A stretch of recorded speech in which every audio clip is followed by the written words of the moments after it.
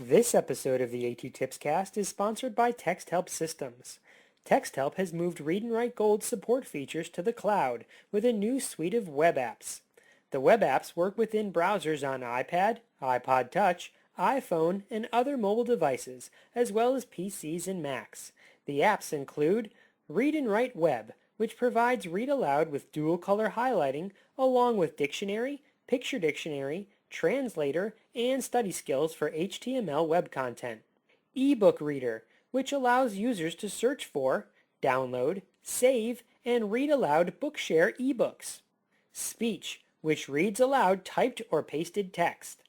And Dictionary, which provides text and image definitions for typed or pasted words. Call TextHelp at 1-888-248-0652. That's 1-888-248-0652, or go to texthelp.com for more information.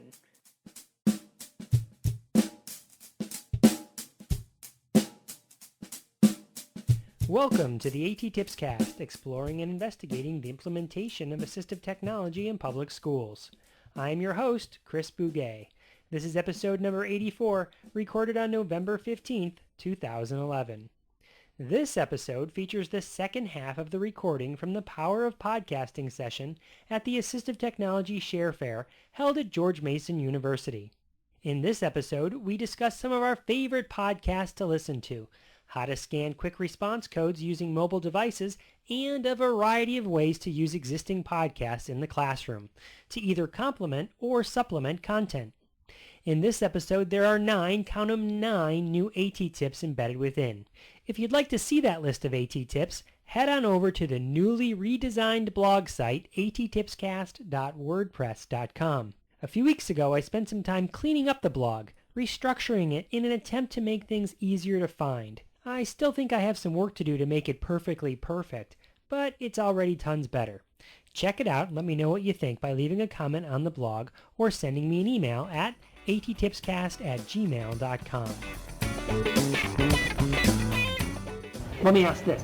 What are your favorite podcasts? What do you listen to? Because do you listen to podcasts? I don't think you do.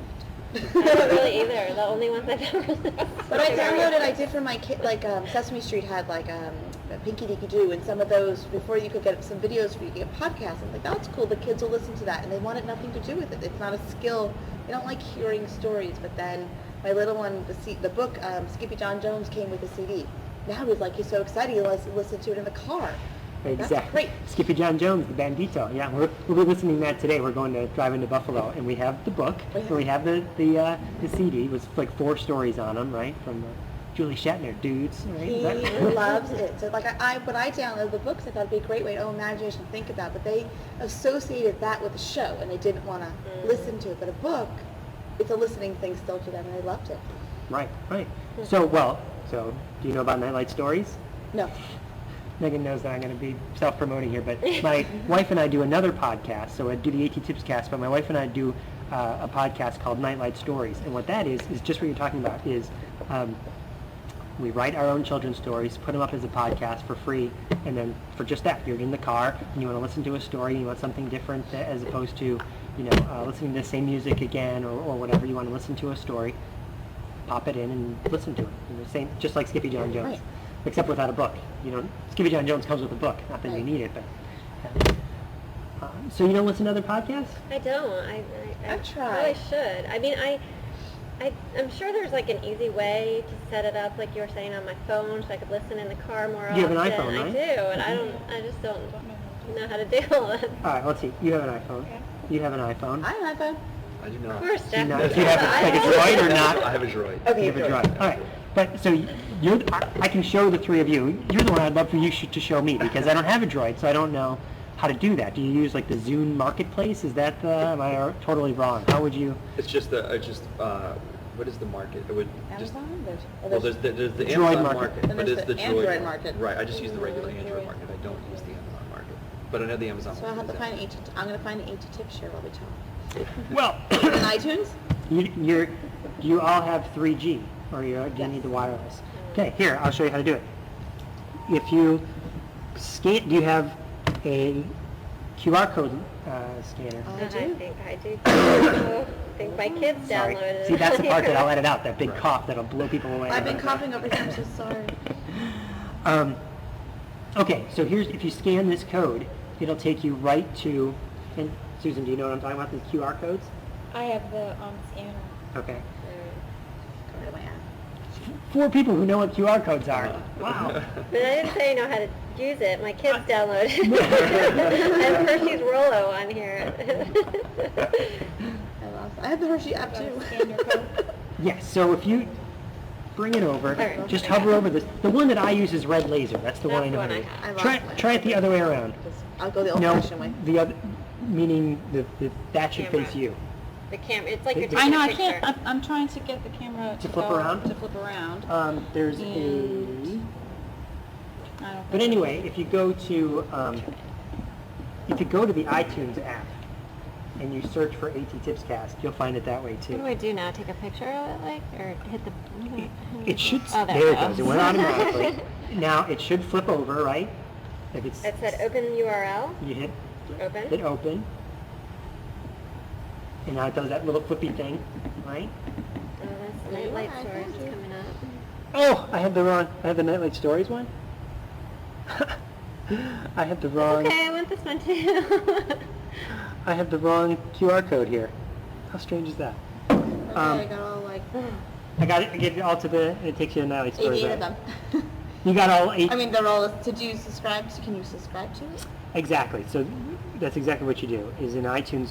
Well, all right. Let's back it up. We're going directly to our phone, but you can do it through iTunes. You were talking about barriers earlier, and this is just just kind of throw it out there, and unique to, I don't know if it's unique to Fairfax County, but it'd probably be, the same for a lot of school systems. It's just, is that second piece, the posting piece. Yeah. Because Yes, let's talk about it. we're not posting anything to iTunes. We have a content management system that we're Us too, posting. in Loudon. Right. I don't use it, but Right. I know there are schools that do. Right. Well, I mean, Is that's, that like Blackboard, you mean? Is that what you mean? I didn't want to name it. Oh, So you guys that use out. Blackboard Content management for your service. content management. Yes, we use LMS. Blackberry. Wait a second. So when I'm in Loudon, when I say content management system, that's our website. So we use School Wires is the name of our. Right. But For teachers and classrooms and students, yes. It's actually a third-party vendor that built an add-on, so to speak, into that. onto Blackboard. And that's how that's our third-party tools, wikis, blogs, and podcasts. Many of Gotcha. our Web 2.0 tools. But people aren't sure how to do it. Is that the? It is tough because, it's a different approach specifically with podcasting because podcasting can go public. That's the only thing in our content management system that can go public. Everything else is, behind a login. Okay. So you want to see the wiki? With restricted access. You have to log in. Exactly. So, and that's what the public can't see wikis or, blogs that we're posting in our district just in general. But the subscription Could turn on a podcast. could turn on a podcast, and the way that comes out as a URL, is a unique URL, which is a very long URL. Okay. And that has to be that has to be delivered somehow, Okay. by the classroom teacher, and that's a big barrier. All right. I can help. I think I have. So have you Or used? like a tiny URL, something Right. like that, or like I know Google can shorten it. But and that's not necessarily the part, is the length of the URL. It's just the delivery of a URL because some parents, they'll check their email all the time, so that's not a problem with them. Mhm. It's the ones that that kind of veer away from that or are intimidated by it, or they click on a URL and they're not necessarily sure what's going to happen next. Mhm. It's So what does not- happen when you click on the URL? Do you get an interface that says here's all the episodes? Is it taking you to a website, or is it taking you to the It takes direct it to file? the individual file. Takes you to the audio file. Exactly, and that's a piece too. Like because you're right. Like if you want all of the podcasts listed, you need access then to the site. You can look at it that way. All right, well, let's think of it this way. Rather than using the podcasting function, because it does sound complicated, Mhm.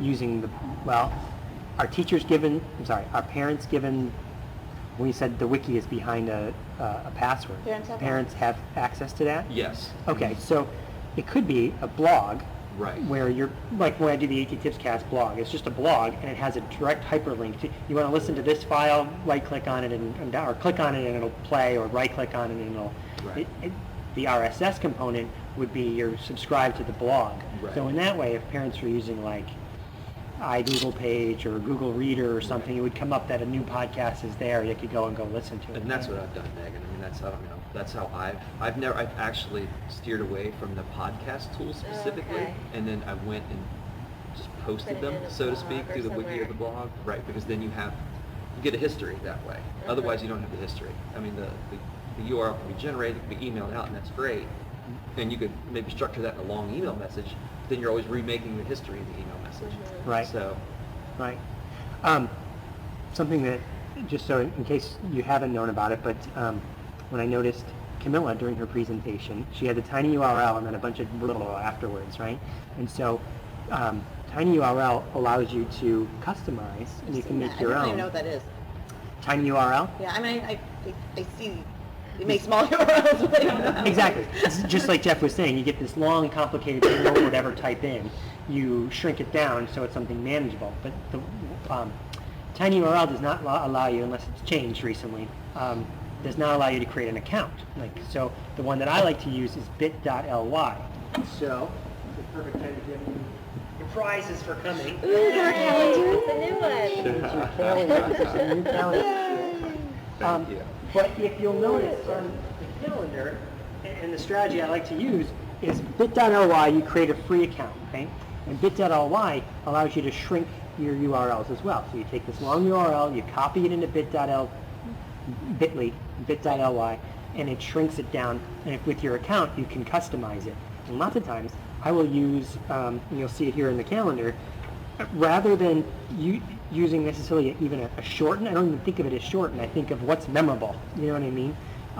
So if it's, Jeff, what's a podcast episode that someone's done? You know, like can you think of something that a student's done? Oh my goodness. A story that they wrote? That's what I'm trying to think. I'm trying to think offhand. We did information on scientists, like it was like about. So it would be bit.ly / Einstein or something. Megan's Science Podcast or something. And you shrink it so it's something memorable, so when someone types in, they get accustomed to, the parent gets accustomed to, okay, I'm used to Megan's class, and Megan's class is, everything starts with bit.ly / something. Right. Bit.ly / Megan's Science Podcast is going to take me to that episode. But it has to be unique, so we'll tell you if someone else already has that. It does. You get a little red error message that says this has already been created. And then when that happens, I'm like, someone's creating something that I thought of this thing. What is it? And I'll go there and see if it's something cool or not. But so the calendar uses that functionality as well, is that you'll see not just bit.ly, some gobbledygook letters, it's some actual word that means something. You know, like this one is November 29th. ABCya word clouds is ABCWCG word cloud generator. You know, something that you might have a chance of remembering. And that's just, you made that as a redirect to their actual website. Exactly. Jeff, I think that's an awesome point, that you don't necessarily have to use the CMS, the RSS feature of your CMS or your podcasting feature of your content management system to do a podcast. There's other ways to do it, and that removes some of the barriers. Right. iTunes. Here's how you subscribe to something in iTunes. Basically, I've opened up iTunes, and I go to the iTunes store. And see, this is, if you like podcasts, you can listen to it for on a variety of topics. So like my wife and I are interested in children's literature, right? And we're writing these children's stories and we're putting them out on the web, and I listen to podcasts that are on children's publishing. It could be on, I don't know, gardening or whatever. So anyway, so you go to the iTunes store and you just do a search. You can go to podcasts right here. And here are some news and noteworthy podcasts. Or you can do a search for podcasts right here. And so if you wanted to look up, I don't know, who's interested in something? What are you interested in? Hobby. Assistive technology. Assistive technology. Assistive. I'll just type in assistive and see what happens. iPhone apps. I want to look just at podcasts. So I'll click on the podcast link. And here are some podcasts that are about assistive technology. This the AT main one.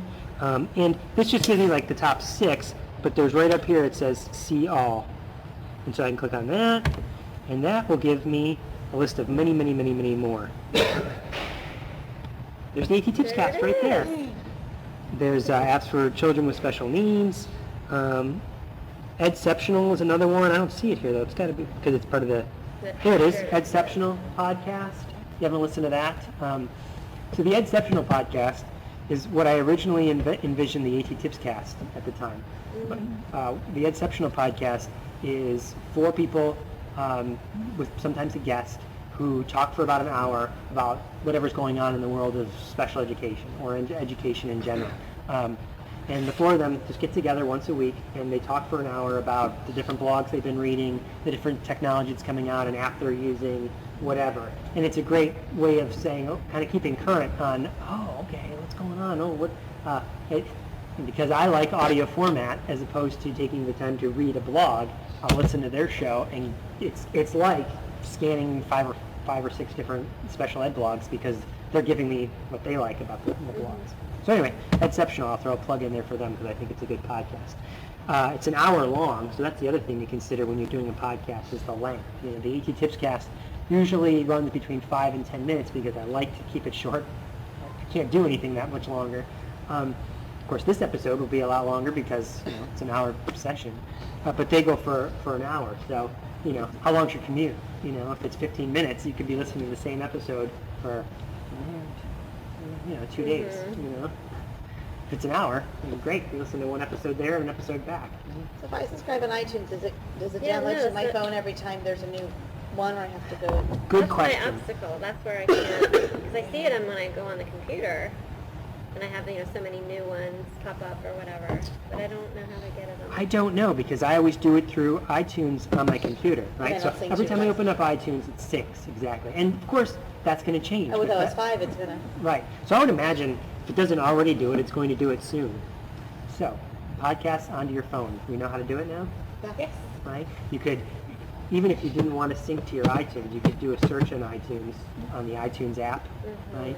And find whatever, gardening, and find it that way. Do you know how to delete it from your iPhone once you're done with an episode? Nope. For the longest time, I didn't think you could. Did the whole And thing then- get a wiggly? And then I did. That's what I thought too. Yeah. All right. So I'm just going to talk you through it. Right. If you have downloaded an episode, you go to your iPod app. It's the little yellow one. And I'm sorry, Jeff. No, I'm good. I'm very We'll happy. model for Okay. Jeff. I'm messing around at the same time. I'm not. Okay. Good. Can you delete podcast episodes from the Droid? I've never tried. Never tried. All right. Never tried. And so so you go to. Oh. Did you figure it out? No, I just I don't can't figure wait till I have video. something. What did you figure out? I was going to the wrong place to try and find the actual episodes Yes. that are coming in on I was going to my iTunes instead of my iPod. Right. So you downloaded it with the iTunes app, Oh, yeah. but you listened to it with the iPod app. Got it. They're all right here. And if you wanted to record your own, it'd be the voice memo app. So those are the holy trinity of podcasting apps, if you will. So now you're in the iPod app, right? The little orange one, and you see some episodes. Yeah. Yes. So, you see some podcasts, or do you see some episodes? I see episodes. All right, so you're in what podcast are you in? Yours. You're in the A.T.TIPScast. Yeah. What about you, Susan? I'm not in anything. Marcy? I'm in Super Wide because they marketed that as a podcast. Perfect. Superwide does have episodes, right? So, Superwide is an A.T.TIP. That's one of our favorite shows. I love Super Wide. So if you click on, you're in the Superwide, so those are 2 individual episodes, Yeah. yes? And you're seeing individual AT.TIPScast episodes? And Susan, do you have? I'm gonna watch her. Okay.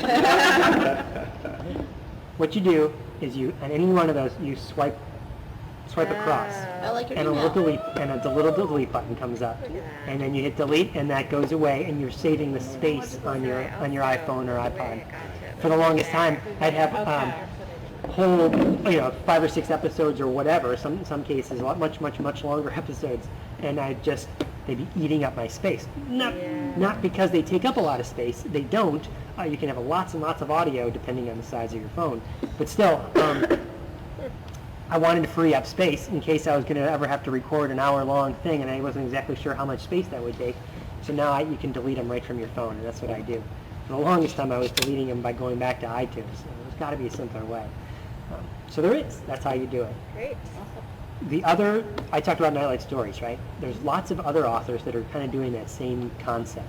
So for the students in secondary schools, or, when we're like, oh, those are like kiddie podcasts, you're talking about like a snowman or something. I want to hear something a little bit more.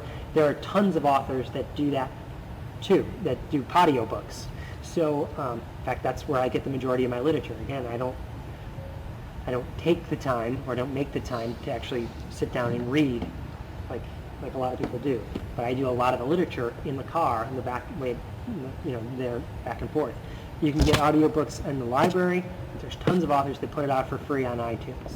Audiobooks is a great website. You can go there. This sounds funny. Search. Yeah. Sorry, viewers. So they'll have, okay, here's my whole book, and they do it like a radio serial, so you can follow it week by week, or once it's all done, then you have the whole book, and you can download the entire thing and listen to it all at once. But that's another way for students to get content. So they're on the bus ride home, and maybe they have a half-hour bus ride home, and you want them experiencing some sort of literature, or I don't know, if they had to break out their book and it's bouncing as they're riding on the bus, Well, and it's cool. They're all on the bus with their they're all with their iPods. Exactly. You don't have to necessarily be listening to music. No one would know what they were listening to. They could be listening to whatever, an audio story, and getting literature that way, experiencing content that way. That's a strategy I don't see anyone using necessarily, is that using the bus as a time for instruction. It's a time that we have the students where they fall under the responsibility of the school, but we're not doing any instruction on the bus, but we could be, especially if they're using their own, or even if we saw this morning the iPads, if you were to check it out and you were to go home, or an iPod, maybe it's something that's a little less expensive, and you had the cart, the power of that is that it's mobile, right? So it's not like you can just move around the classroom, move around environments and take it home and listen to it. You could do it that way, so you'd be listening on the bus. Any concerns or thoughts about that? What do you think? It sounds great. Like I said, it's just students listening to what, you wouldn't even know they were listening to a story. But it's taking advantage of that time that no one has. The bus is a perfect time to take advantage of it. Right. At least I think it is. We're not doing it in Loudon either, as far as I know, but it's just an idea. Yeah. What time is it? Yeah, I keep going on and on. 11:29. 11:29. What time does this end? 11:30. 11:30. Wow, okay, because lunch is 11:30. So, any other questions to wrap up? Thoughts about podcasting? I'm happy to stay, and I'm going to be here. I'm doing another presentation later.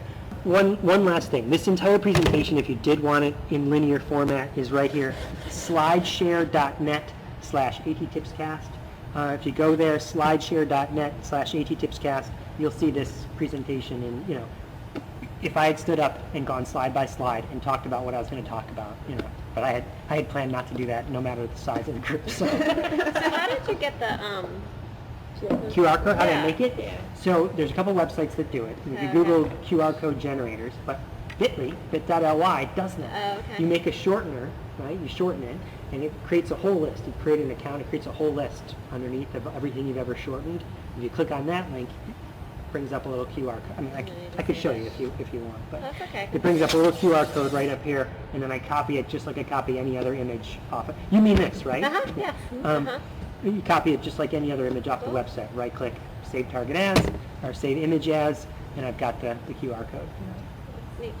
Cool? Yeah. So you can make a QR code for any website, Oh. or for any video, right? And that's, you can go on and on about how to use it.